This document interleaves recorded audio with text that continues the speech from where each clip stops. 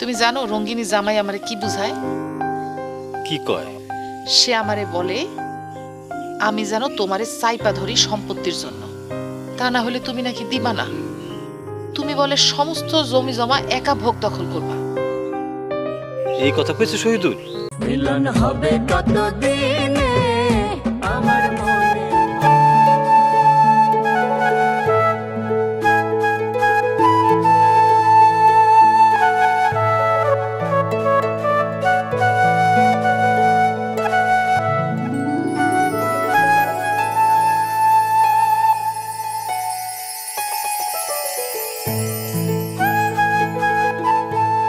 রুনু,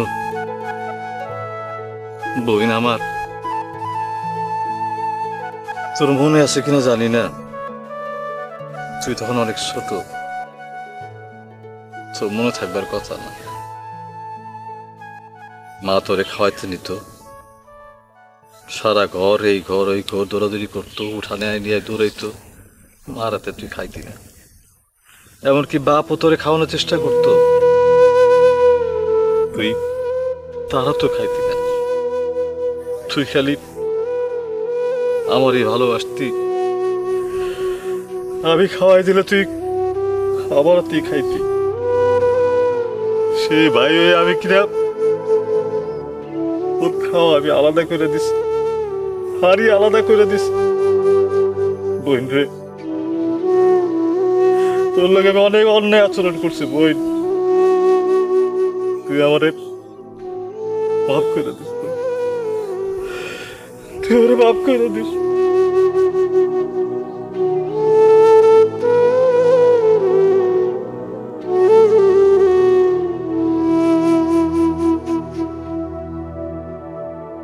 যাই কস, কালকে রাতে রঙিলার লাগে তোর খারাপ ব্যবহার করা ঠিক হয় নাই।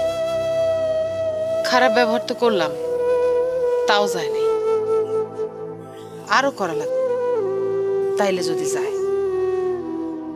এটা কি করা যাইব? তারা হইতেছে পরজীবী, সারাটা জীবন অন্যের সম্পত্তি ভোগ দখল করছে, মানুষের ঘাড়ের উপর সইরা বসবাস করছে। তা করে তুমি চিনো না?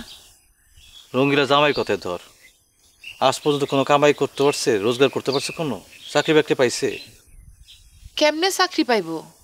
খালি এমএ বিএ পাশ করলে তো হইল না, মেধা থাকুন লাগে। যাও একটু মেধা ছিল, তাও শেষ কইরা দিছে মানুষের পিছে কুচক্রান্ত কইরা। আর কি সব কথা কস না তুই? তুমি জানো রঙ্গিনী জামাই আমারে কি বুঝায়? কি কয়? সে আমারে বলে আমি যেন তোমারে চাইপা ধরি সম্পত্তির জন্য, তা না হলে তুমি নাকি দিবা না।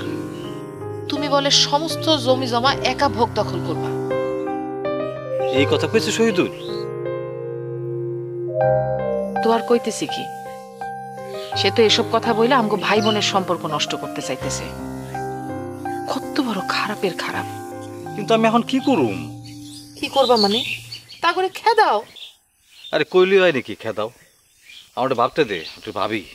ভাবতে ভাবতে বেলা গড়ায় যাইতেছে, এরপরে তারা তোমার ঘাড়ের উপরে সইরা বসবো, দেখো।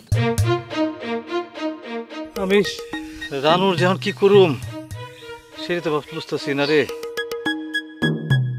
আমি তো কইলাম, তুমি যদি কও আমি মুখ বেলায় যাইয়া রানুরে দেখে আসতে পারি। না না, তুই গেলে যা, আমি রানুর যেতে পারবো না। এটা কেমন কথা?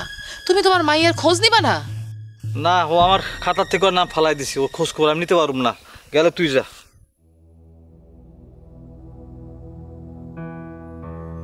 এইটা তোমার মুখের কথা, মনের কথা না ভাইজান। আমি তোমার বোন, ইচ্ছা হলো জীবনের খাতা থেকে বাদ দিয়ে, কিন্তু তোমার মায়ের খেয়াল তুলে বাদ দিতে পারবো না। কোনোদিন পারবো না।